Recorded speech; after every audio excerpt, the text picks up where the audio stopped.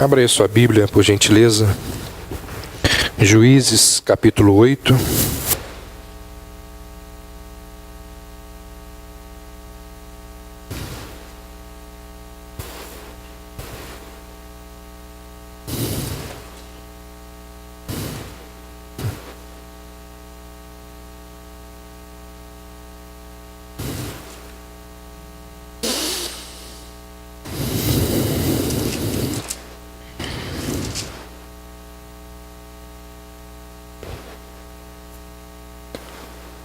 Nós temos pregado pela manhã no livro de Juízes, e nessas últimas 2 semanas temos aprendido e analisado a história de Gideão, que se dá em 3 capítulos, capítulo 6, 7 e 8. Nós já vimos o capítulo 6 e 7, hoje vamos analisar o capítulo 8. Vamos ler? Então os homens de Efraim disseram a Gideão: que é isto que nos fizeste, que não nos chamaste quando fostes pelejar contra os midianitas? E contenderam fortemente com ele. Porém ele lhes disse: que mais fiz eu agora do que vós? Não são porventura os rabiscos de Efraim melhores do que a vindima de Abiezer? Deus entregou nas vossas mãos os príncipes dos midianitas, Oreb e Zeebe. Que pude eu fazer comparável com o que fizestes? Então, como falar-lhes esta palavra, abrandou-se-lhe a ira para com ele. Vindo Gideão ao Jordão, passou com os 300 homens que com ele estavam, cansados, mas ainda perseguindo. E disse aos homens de Sucote: dai, peço-vos, alguns pães para estes que me seguem, pois estão cansados, e eu vou ao encalço de Zeba e Salmuna, rei dos midianitas. Porém os príncipes de Sucote disseram: porventura tens já sob teu poder o punho de Zeba e de Salmuna, para que demos pão ao teu exército? Então disse Gideão: por isso, quando o Senhor entregar nas minhas mãos Zeba e Salmuna, trilharei a vossa carne com os espinhos do deserto e com os abrolhos. Dali subiu a Penuel e de igual modo falou a seus homens. Estes de Penuel lhe responderam como os de Sucote lhe haviam respondido. Pelo que também falou aos homens de Penuel, dizendo: quando eu voltar em paz, derribarei esta torre.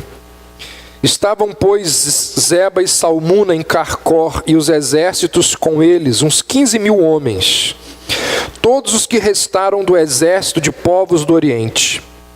E os que caíram foram 120.000 homens que puxavam da espada. Subiu Gideão pelo caminho dos nômades ao oriente de Nobá e Jogbeá, e feriu aquele exército que se achava descuidado. Fugiram Zeba e Salmuna, porém ele os perseguiu, e prendeu os 2 reis dos midianitas, Zeba e Salmuna, e desbaratou todo o exército. Voltando, pois, Gideão, filho de Joás, da peleja, pela subida de Heres, deteve a um moço de Sucote e lhe fez perguntas. O moço deu por escrito o nome dos príncipes e anciãos de Sucote, 77 homens. Então veio Gibeão aos homens de Sucote e disse: vedes aqui Zeba e Salmuna, a respeito dos quais motejastes de mim, dizendo: porventura tens tu já sob teu poder o punho de Zeba e Salmuna, para que demos pão aos teus homens cansados? E tomou os anciãos da cidade, espinhos do deserto e abrolhos, e com ele deu severa lição aos homens de Sucote. Derribou a torre de Penuel e matou os homens da cidade. Depois disse a Zeba e a Salmuna: que homens eram os que matastes em Tabor? Responderam: como tu és, assim eram eles, cada um se assemelhava a filho de rei. Então disse ele: Eram meus irmãos, filhos de minha mãe.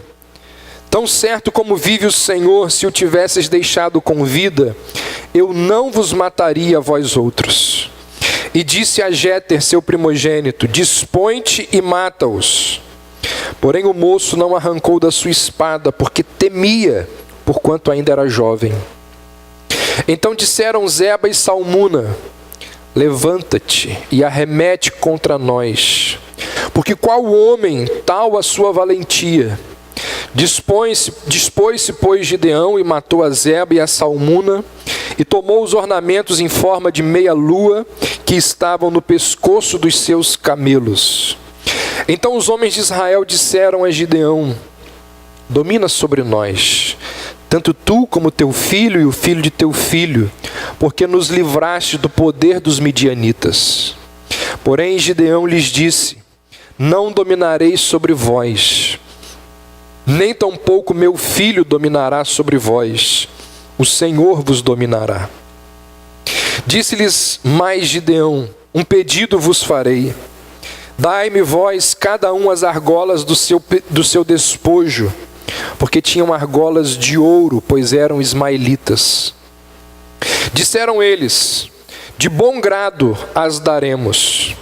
E estenderam uma capa, e cada um deles deitou ali uma argola do seu despojo.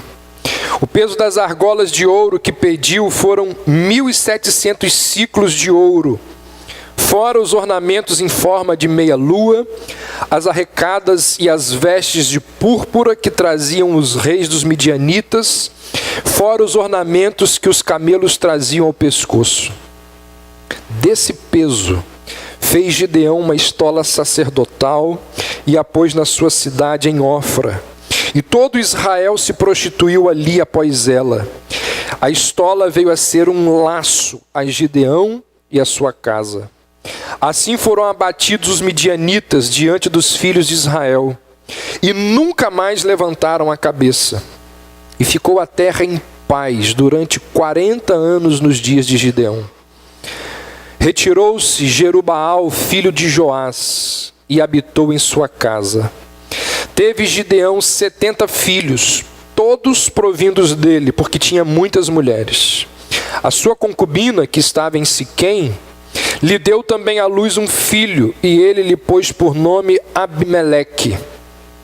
Faleceu Gideão, filho de Joás, em boa velhice, foi sepultado no sepulcro de Joás, seu pai, em Ofra dos Abiesritas. Morto Gideão, tornaram a prostituir-se os filhos de Israel após os Baalins, e puseram Baal-berite por Deus. Os filhos de Israel não se lembraram do Senhor seu Deus, que os livrara do poder de todos os seus inimigos ao redor, nem usaram de benevolência com a casa de Jerubaal, a saber, Gideão, segundo todo o bem que ele fizera a Israel. Importante a gente ler todo o capítulo para a gente entender o que nós vamos falar a partir de agora. Se você fizer uma comparação de Gideão com os juízes que vieram antes de Gideão, você vai perceber que depois, pelo menos no relato bíblico, depois que Deus resgata o seu povo da opressão dos outros povos, retira os ídolos, retira os inimigos, o único detalhe adicional que vem depois, que é mencionado, é o tempo de duração da paz que os israelitas usufruíram sob a liderança daquele líder em particular. Então você tem lá a libertação dada por Deus, e quando se encerra a narrativa desta libertação, o único comentário que vem logo depois da narrativa de libertação é a informação de quanto tempo durou a paz depois daquele líder. Querem dar uma olhada? Olha aí no capítulo 3, no verso 30, No verso 29, acaba a narrativa da libertação de Eude. Olha o que diz, verso 29. Naquele tempo, feriram dos moabitas uns 10.000 homens, todos robustos e valentes, e não escapou nem sequer um.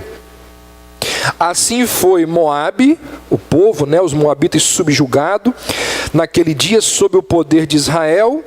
Acaba aqui. E a terra ficou em paz 80 anos. Assim acontece com os outros juízes. Acaba a narrativa de libertação, aí diz assim, e a terra repousou, ou ficou em paz durante tantos anos. No caso de Gideão, a coisa não é tão simples assim.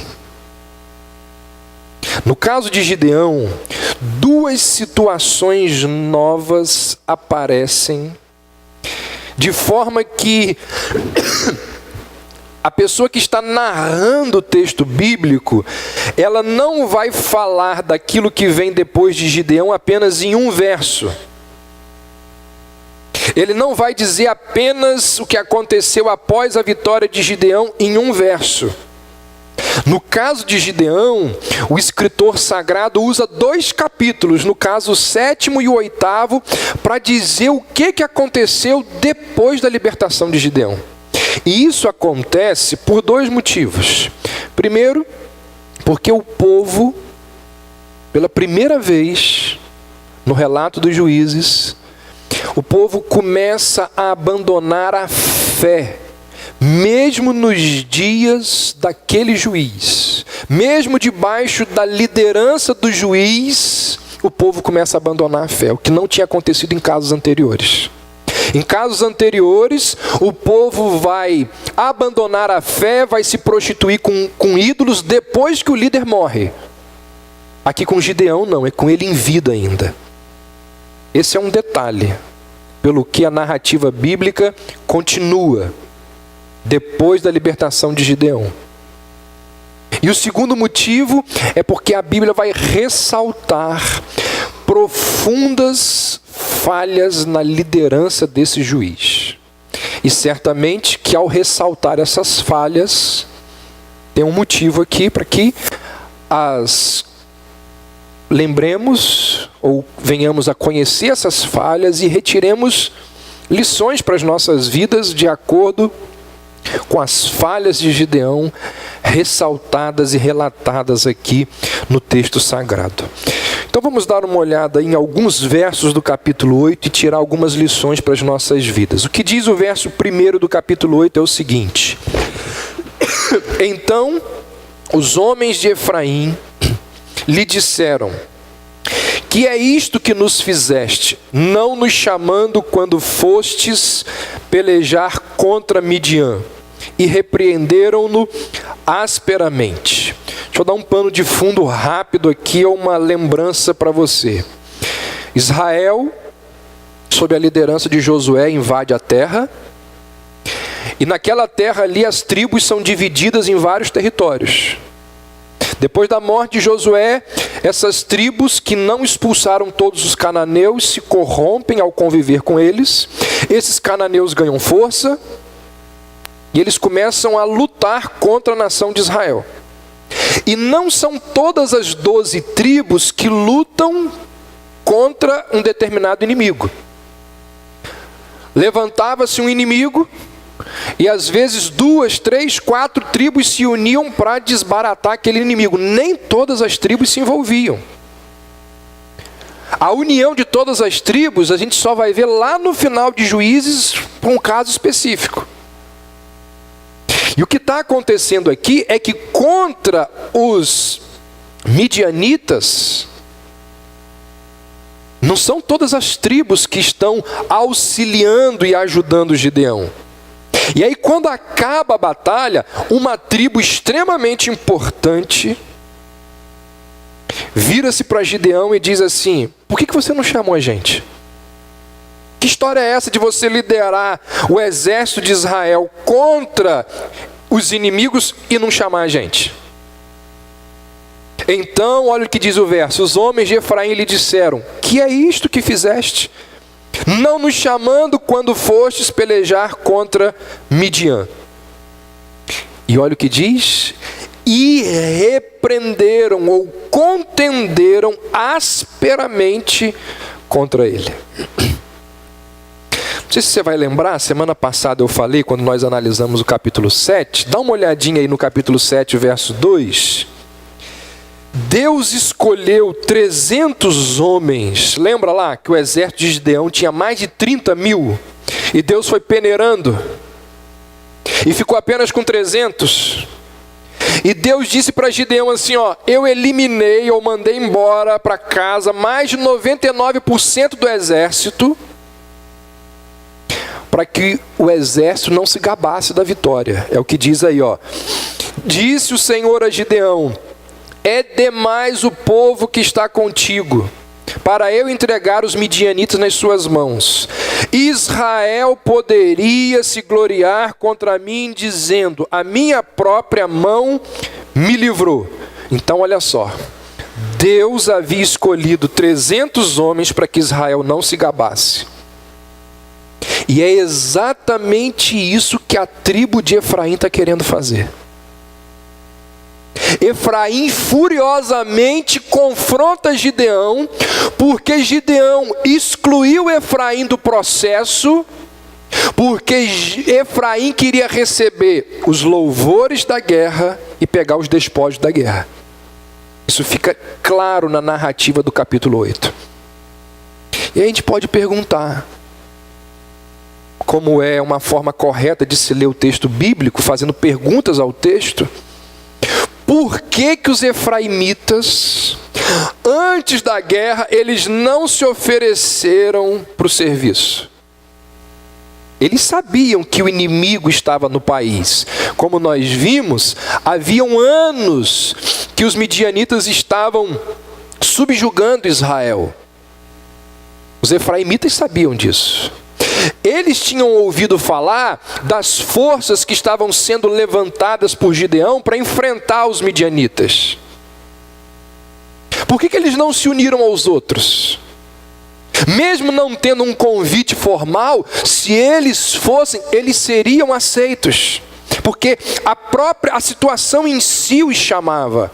Eles não precisavam de um documento oficial com papel timbrado e assinatura de Gideão para eles irem para a guerra. A verdade é que Efraim, que era uma das tribos mais poderosas de Israel, Efraim não queria marchar contra os midianitas sob o comando de Gideão. Veja só, uma das tribos mais fortes de Israel, economicamente, militarmente falando, sendo liderada por um agricultor, de uma das famílias mais pobres da tribo de Manassés. Eles não estavam dispostos a se submeter a uma humilhação dessas.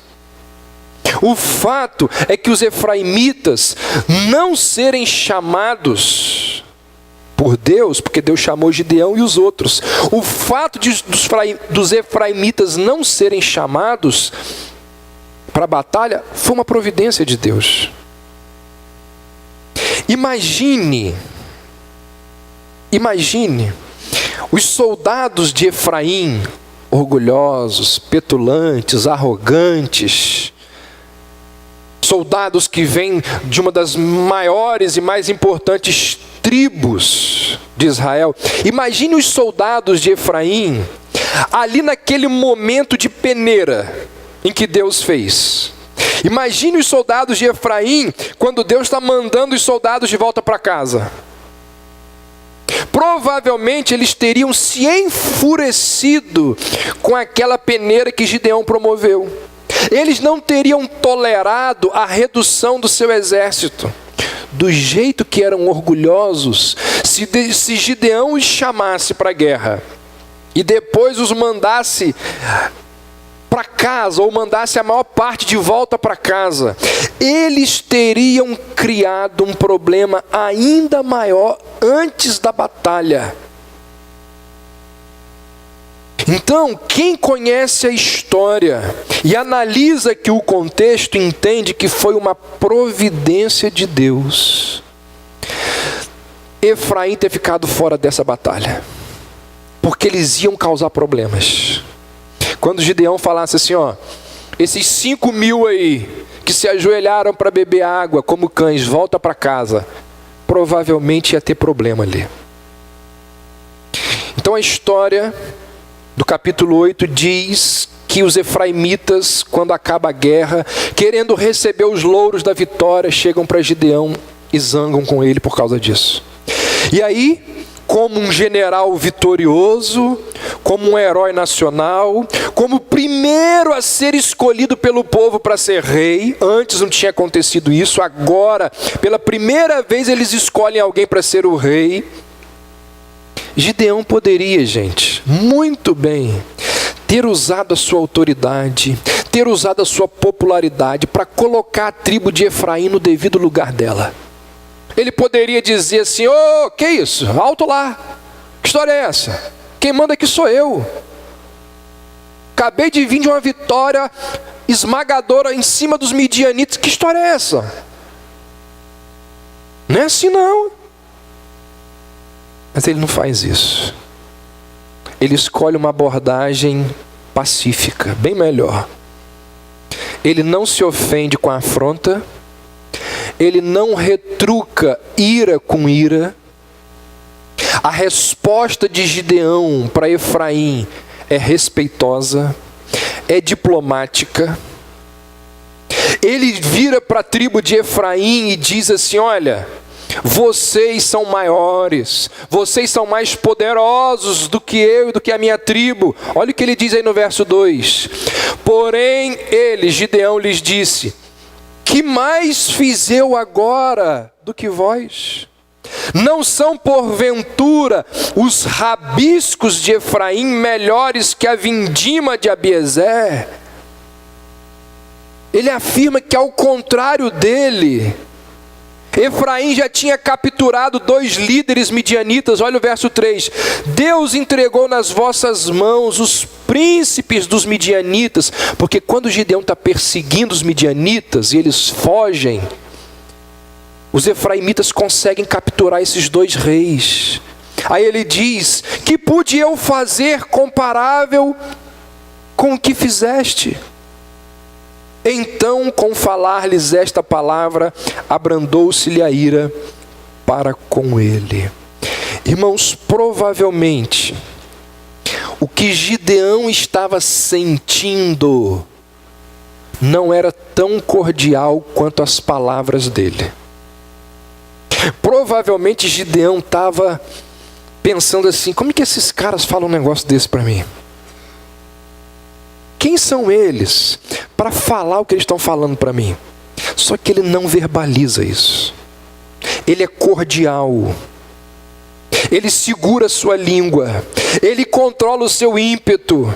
Ele trata os seus irmãos com bondade, porque ele sabia que aquele não era o momento de gerar um problema maior. Não era a hora de bater de frente com eles. Então ele recua. Ele é pacífico. Ele age de forma sábia. Gideão provou aqui que ele podia não apenas controlar um exército, mas ele também podia controlar o quê? A sua língua, o seu temperamento. Lembra lá de Provérbios 16:32? Diz assim, melhor é o longânimo do que o herói de guerra. Melhor é o que domina o seu espírito do que o que toma uma cidade. Isso aqui se aplica a Gideão. Ele provou que ele podia controlar não apenas um exército, mas ele foi capaz de controlar o seu temperamento, a sua língua.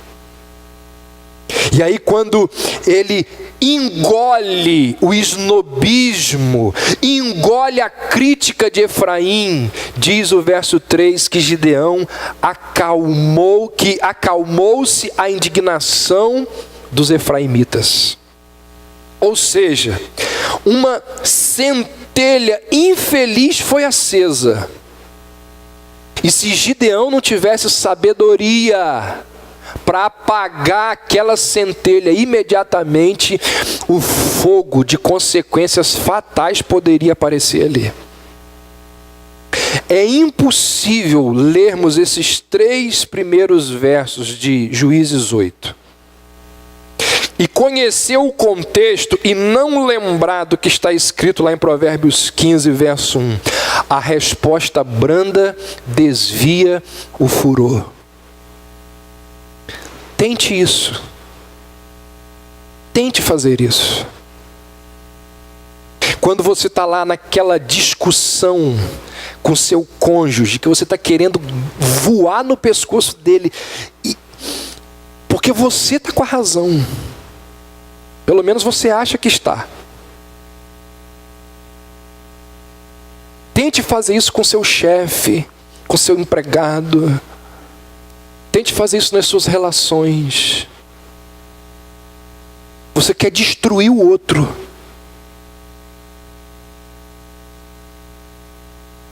A resposta branda desvia o furor. No momento da raiva, no momento da ira, no momento do ódio, tente proceder assim. E você vai ver que milagres são reais. Você vai ver que milagres são reais. A humildade é a melhor maneira de destruir a inveja, de destruir o ciúme. Essa é a melhor forma. O problema é que muitas vezes nós queremos competir com o outro. Há muito tempo atrás, eu ouvi um pastor já idoso, a quem eu muito admiro até hoje, pastor Ivênio. Pastor Ivênio disse assim: olha, todo casamento tem uma fase em que os cônjuges entram em competição. Se eles não tiverem a graça de Deus para parar de competir, o casamento vira um inferno crônico ou acaba.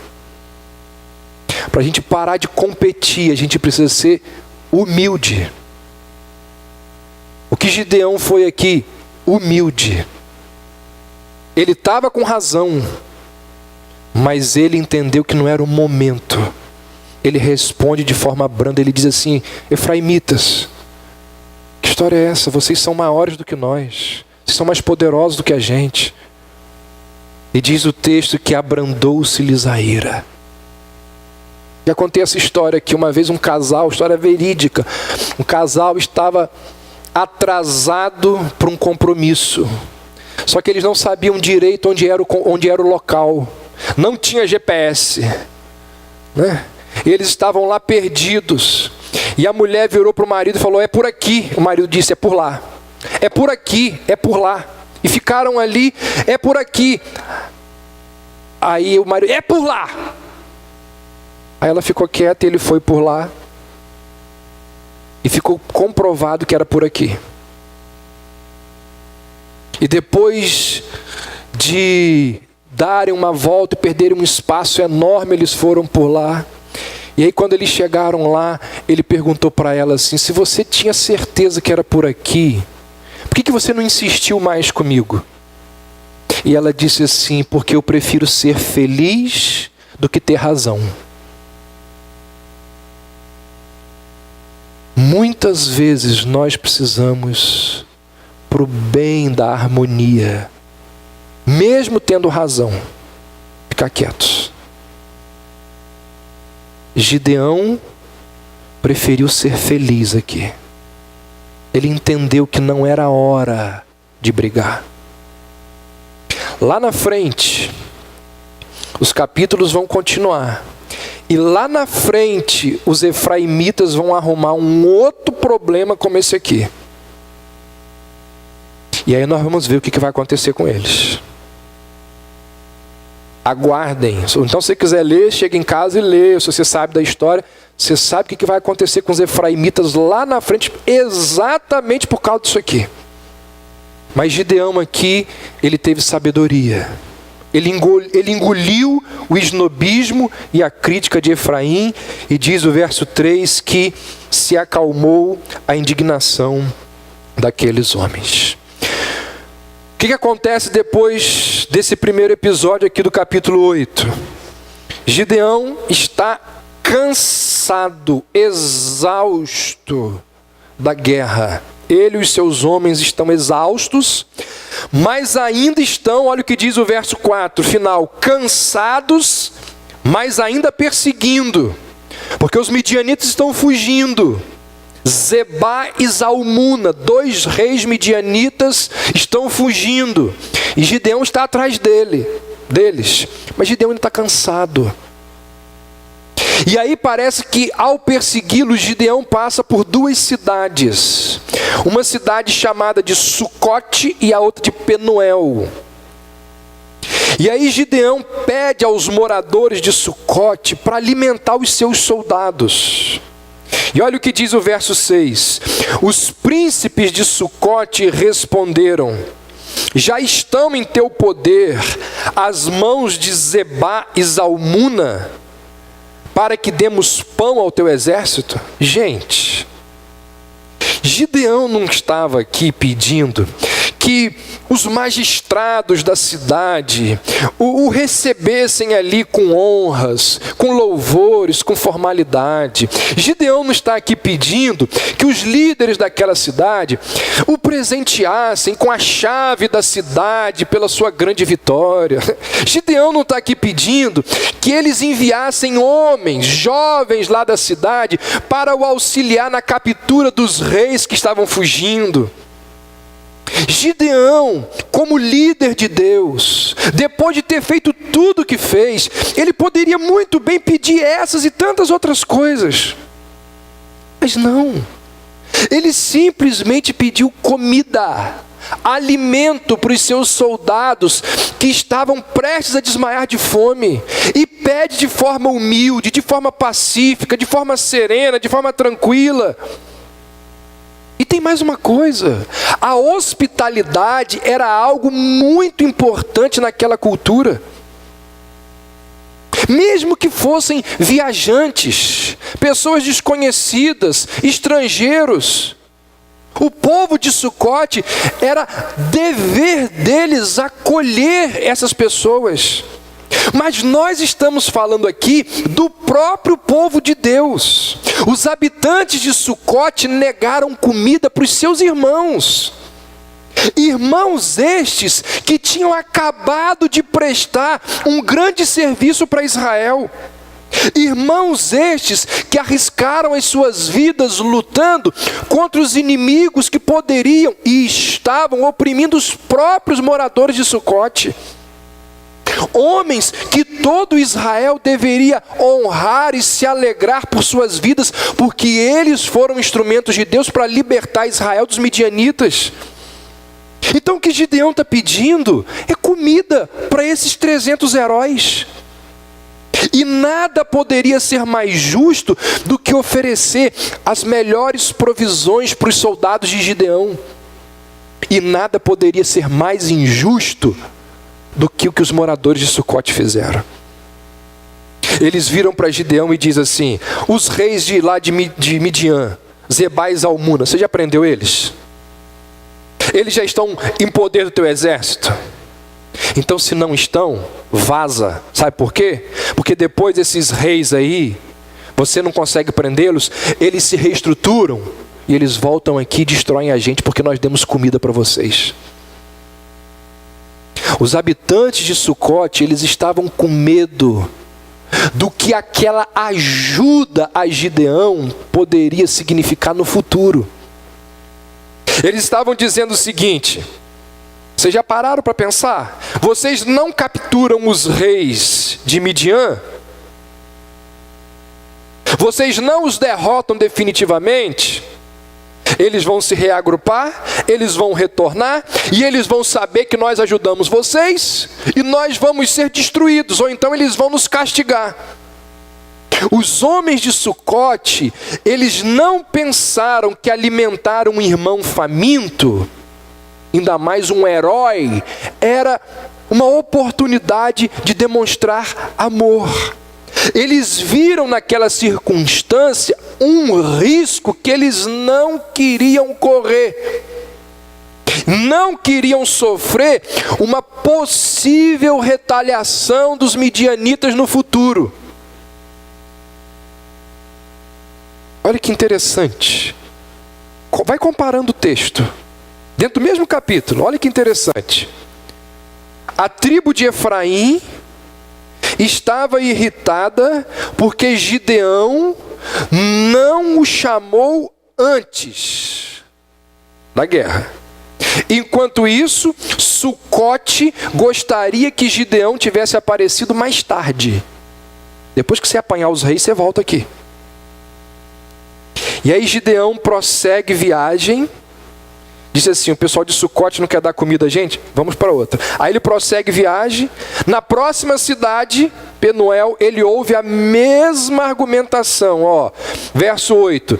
Dali subiu a Penuel e falou da mesma maneira aos homens desse lugar, que lhe responderam como os homens de Sucote lhe haviam respondido. Alguém lá em Sucote postou lá no Face, não demos comida para o pessoal de Gideão. O pessoal lá de Penuel viu, falou, vamos fazer a mesma coisa.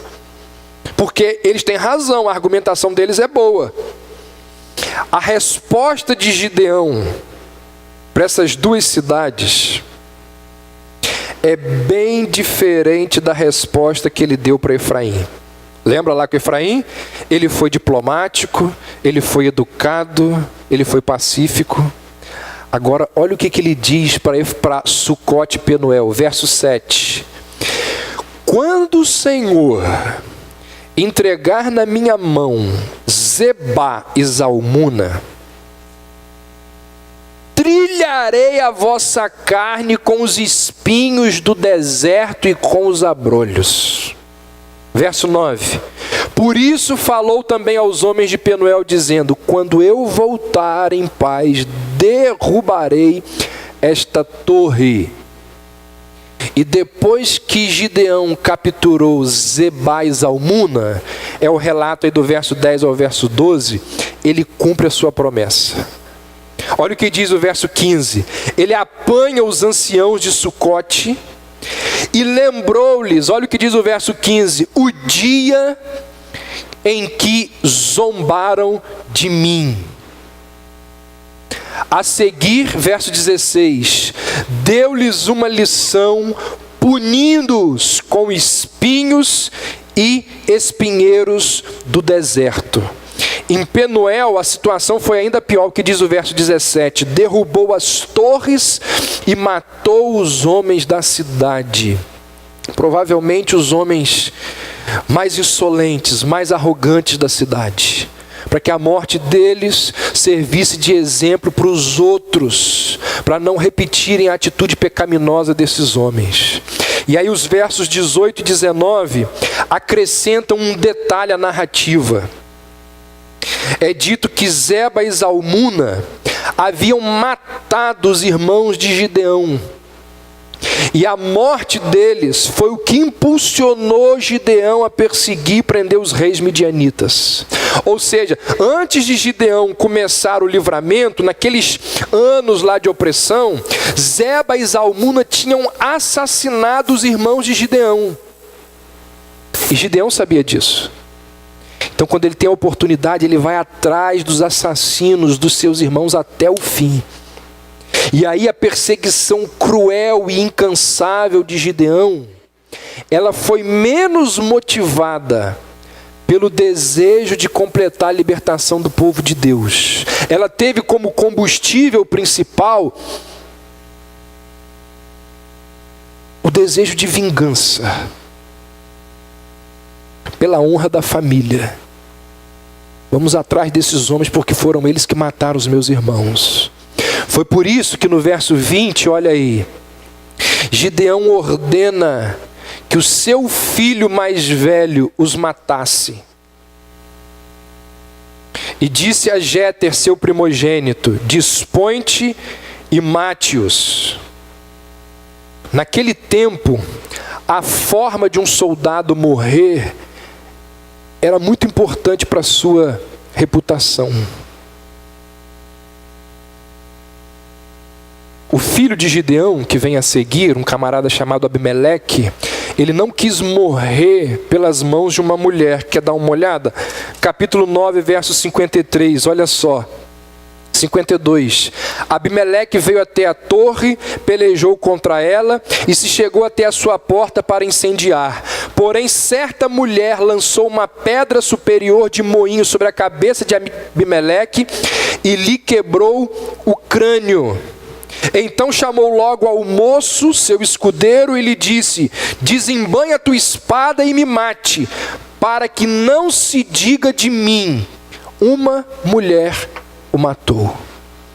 Então, a forma das pessoas morrerem, de um guerreiro morrer, era muito importante para a sua situação. Lembra lá de Saul? Saul também foi assim, não foi? Saul não desejava cair na mão dos filisteus para morrer pelos seus inimigos. E aí ele ordena que um camarada lá do povo dele, o que estava próximo, me mate. Ele diz: não vou fazer isso. E ele se lança em cima da espada para que os inimigos do povo de Deus não o matassem. E aqui nessa situação, Gideão vira para o filho dele e diz assim: mata esses dois reis aí. Gideão queria humilhar os dois reis. Queria que a vingança fosse humilhante sobre aqueles dois reis. E aqui Gideão começa a cair.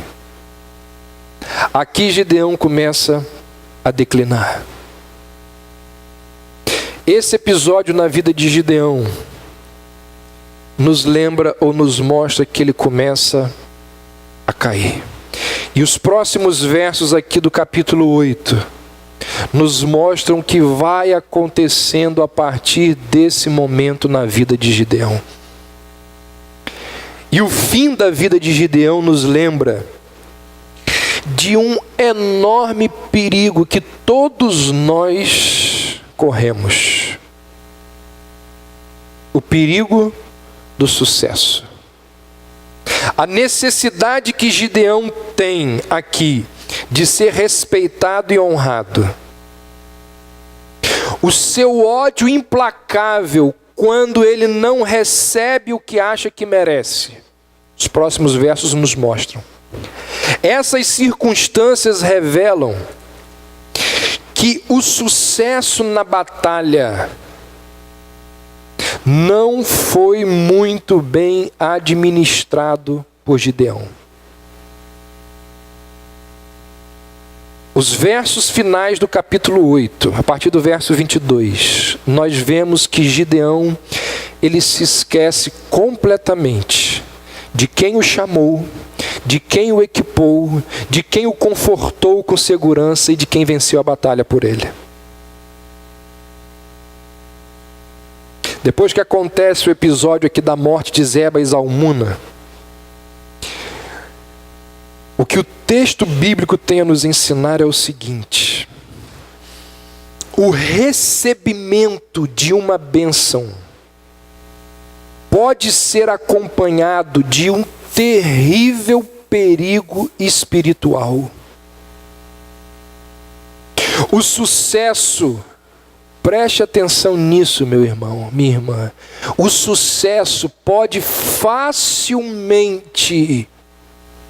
nos levar a esquecermos da graça de Deus.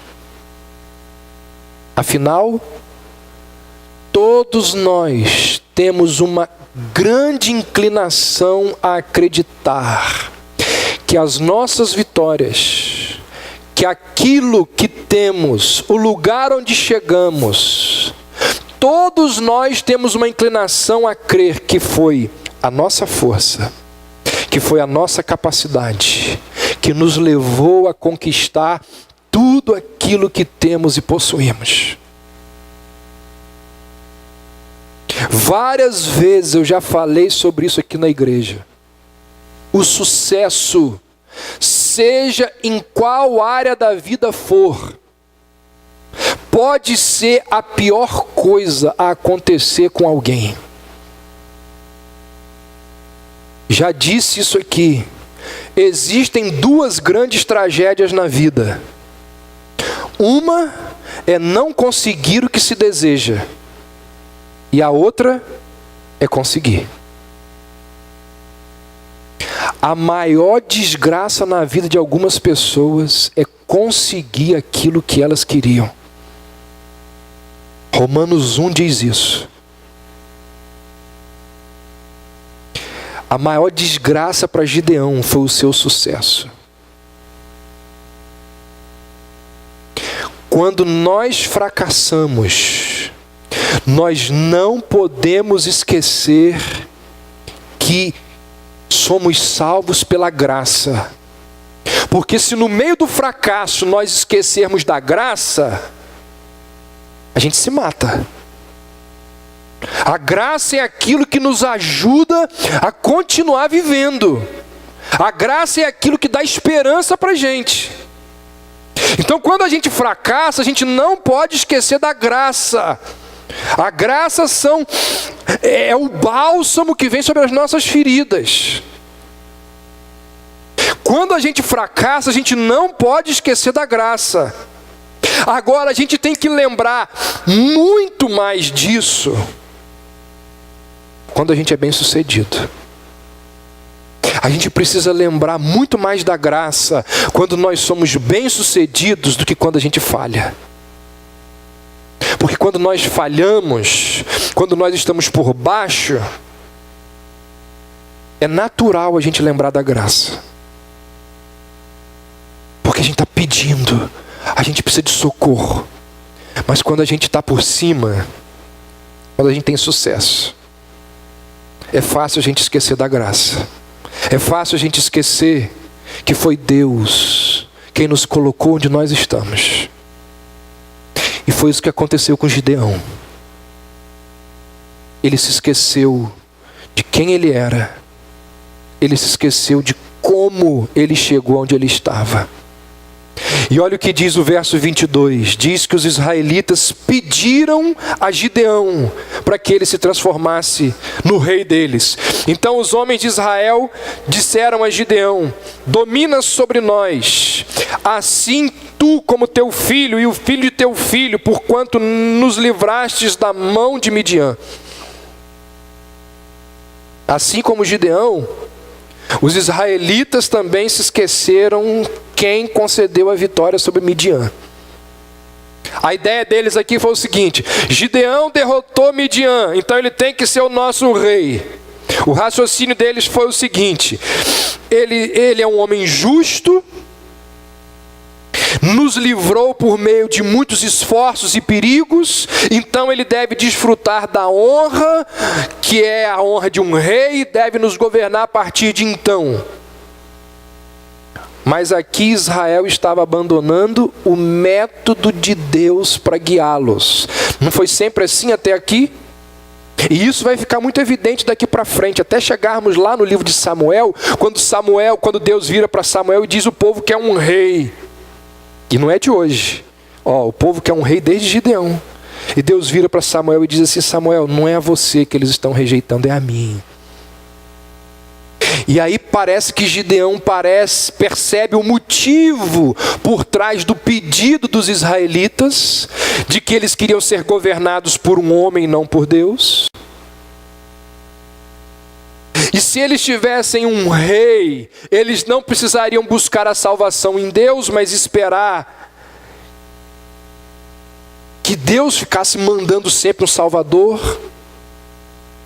E o desejo de ter um rei era um desejo deles terem condições de salvar a si mesmos. Então, se Gideão percebeu isso, ele recusa o pedido e diz assim para o povo, olha o verso 23: nem eu e nem meu filho reinaremos sobre vós, mas o Senhor dominará sobre vós.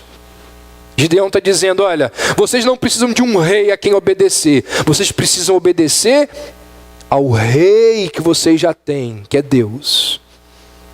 E aqui é a última vez na narrativa bíblica em que Gideão se lembra de quem Deus é e de quem ele é. É a última vez aqui no verso 23. Irônica e tragicamente, Gideão vai contradizer o que ele acabou de dizer. Ele vira e diz assim para o povo: eu não vou ser o rei de vocês. Nem meu filho, ninguém vai ser rei. Ele se recusa a ser o rei de Israel, porque essa posição e honra pertencem somente a Deus. No entanto, os próximos versos vão mostrar que ele tem uma prática diferente daquilo que ele fala, porque ele vai ter um estilo de vida completamente compatível com a de um rei. Olha o que diz o verso 24. Ele pede recompensa financeira pela libertação que ele efetuou pelo povo. Olha ali: disse-lhe mais Gideão: um pedido vos farei, dai-me vós cada um as argolas do seu despojo, que eram argolas de ouro. Versos 25 e 26 dizem que Gideão fica muito rico. Do verso 29 ao 31 diz que Gideão teve 70 mulheres e teve 70 filhos com muitas mulheres, e teve um filho com uma concubina. E esse filho que ele teve com essa concubina, ele botou o nome de Abimeleque. Sabe o que significa Abimeleque? Meu pai é rei. O nome Abimeleque significa meu pai é rei. Então o que está acontecendo aqui? Gideão rejeita o reinado, a monarquia, com as suas palavras, mas na prática ele vive como um rei. Como que ele rejeita ser rei, porque sabe que Deus é o rei, mas depois ele age como se fosse um rei? Como que ele fala uma coisa, mas procede de outra forma, condenando aquilo que ele fala? Ele faz assim porque ele tinha conhecimento apenas intelectual de algo que não havia chegado ao seu coração. Ele tinha conhecimento apenas mental do governo de Deus, porque o seu coração não entendeu como essa verdade funcionava em todas as outras áreas da sua vida. Havia um abismo profundo entre o que Gideão sabia a respeito de Deus em sua mente e as ações das suas mãos. O erro de Gideão, gente, o erro de Gideão foi o erro, ou é o erro de muitos de nós. Qual foi o erro de Gideão? Qual é o nosso erro? Não viver as verdades que conhecemos. Quando o apóstolo Paulo repreende Pedro, lá naquele episódio de Gálatas, Paulo vira para o seu amigo, seu colega ali de apostolado, e vira para Pedro e diz assim: Pedro, você não está vivendo de acordo com o evangelho que você conhece.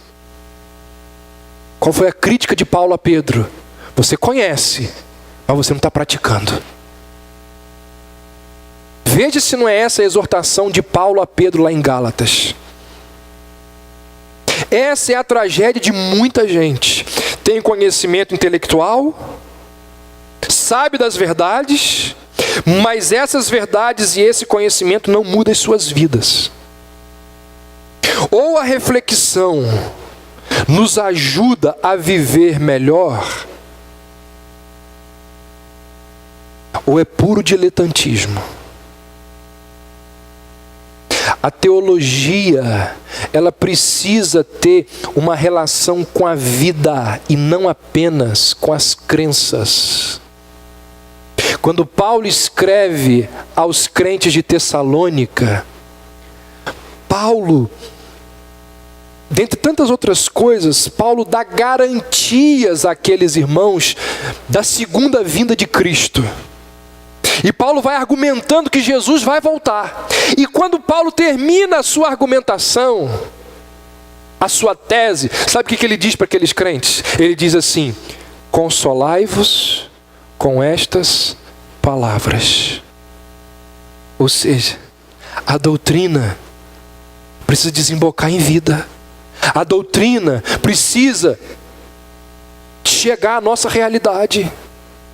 John Stott, ele disse assim: há um tanto de inutilidade em se interessar por Deus de modo puramente acadêmico. Deus não é um objeto adequado para uma avaliação e uma observação fria, crítica, imparcial e científica. Não, o verdadeiro conhecimento de Deus sempre nos levará à adoração. Nosso lugar é diante dele com o rosto em terra num ato de adoração. Gideão sabia, mas não praticava. Sabia, mas não praticou. Se não houver crescimento espiritual, maturidade cristã, desenvolvimento da fé, os nossos estudos, o nosso conhecimento só vai servir para acúmulo de juízo sobre as nossas vidas. Essa é uma das grandes críticas que é feita aos reformados. Em nenhum lugar das Escrituras nós encontramos uma doutrina que é estudada como um fim em si mesma, analisada de forma isolada da vida. Fica muito no mundo das ideias.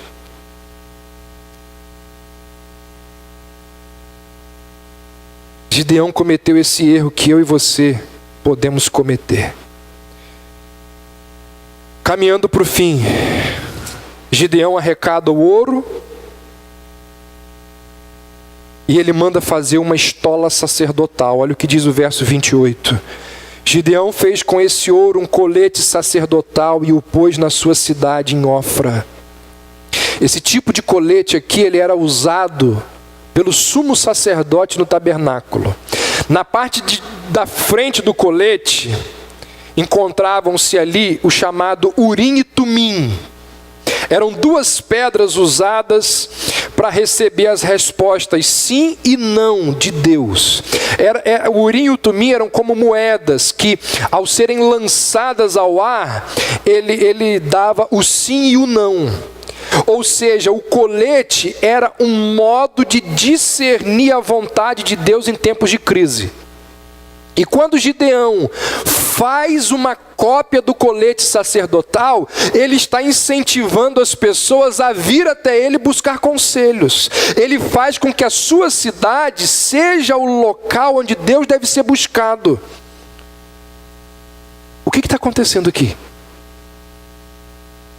Gideão usou Deus para consolidar a sua posição, ao invés de colocar a sua posição a serviço de Deus e ser usado por Ele. Qual foi o resultado de tudo isso? Olha o que diz o verso 27. Todo o Israel se prostituiu após ele, e foi um laço para Gideão e para a sua casa. Viu? Qual era o papel, qual era a função de um juiz levantado por Deus? Os juízes que Deus levantava nesse período aqui, qual era a principal função deles? Afastar o povo da idolatria, afastar o povo da infidelidade e conduzir esse povo novamente ao Deus verdadeiro. O que aconteceu no final da vida de Gideão? Exatamente o contrário. Gideão manda fazer a estola sacerdotal e essa estola leva o povo à infidelidade para com o Senhor.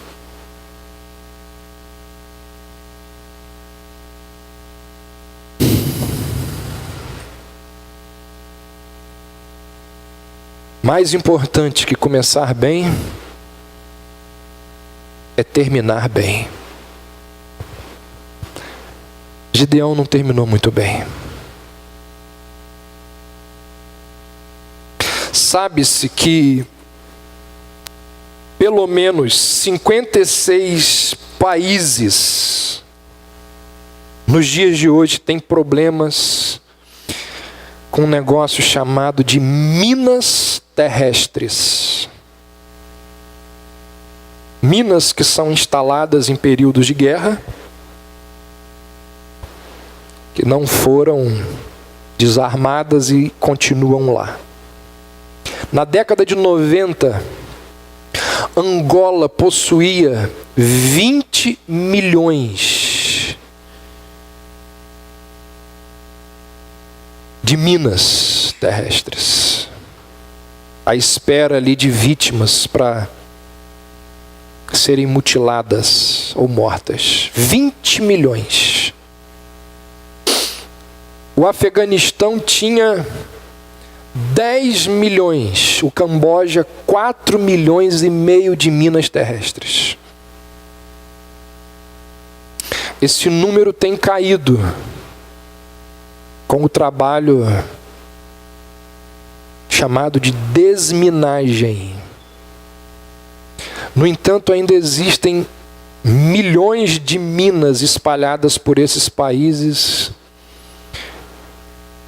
e em outros países também, porque os custos para remover as minas são altos demais, e esses países nem sempre têm recursos para continuar com esse plano de desminagem por muito tempo. O que as minas nos mostram? O que essa realidade aqui do Camboja, de Angola, nos mostra? As guerras podem ter terminado, mas o perigo permanece.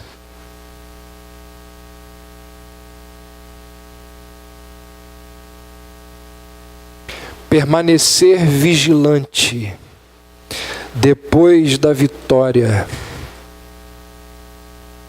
tanto quanto antes da batalha, é fundamental. Ao que tudo indica, esse foi o erro de Gideão. Depois que ele saiu vitorioso, ele baixou a guarda. Ele não continuou dependente de Deus. Ele se corrompeu. É inegável que esse soldado, que esse juiz corajoso, merecia honra, merecia recompensa. No entanto, como diz um comentarista bíblico, seu plano de aposentadoria foi muito extravagante. Gideão nos lembra desse princípio de que mais importante que começar bem é terminar bem. Gideão começou com o espírito, mas no decorrer do tempo, ele se afastou do seu chamado. O mesmo aconteceu com os crentes da Galácia, lembra lá? Paulo disse: admira-me que estejais passando tão depressa daquele que vos chamou da graça de Cristo para outro evangelho. Paulo vai dizer que os crentes de Éfeso abandonaram o primeiro amor. E você? E você? Como que a sua fé tem mudado ao longo do tempo? Hoje, 28 de maio de 2017, como que você se encontra com a sua fé? Você está numa fase crescente ou decrescente? Ao olhar para o seu histórico espiritual, você percebe crescimento na sua maturidade? Percebe mesmo?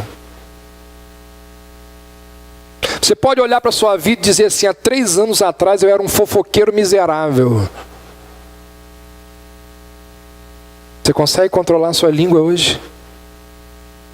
Há 4 anos atrás, se acontecesse algo como isso que aconteceu com Gideão, eu derramava minha ira. Queria nem saber. Hoje não, hoje eu já me controlo. Em situações em que eu vejo que o negócio vai dar errado, eu me seguro. Você consegue fazer um mapeamento espiritual no bom sentido, né? No sentido reformado, e olhar ali para a sua vida como era no passado, e olhar hoje e dizer assim: houve progresso. Ou você olha para a sua vida hoje e olha para o que era há 5, 10 anos atrás e disse assim: eu estou caindo. Eu estou declinando. Hoje você não consegue se controlar algo que antes você conseguia.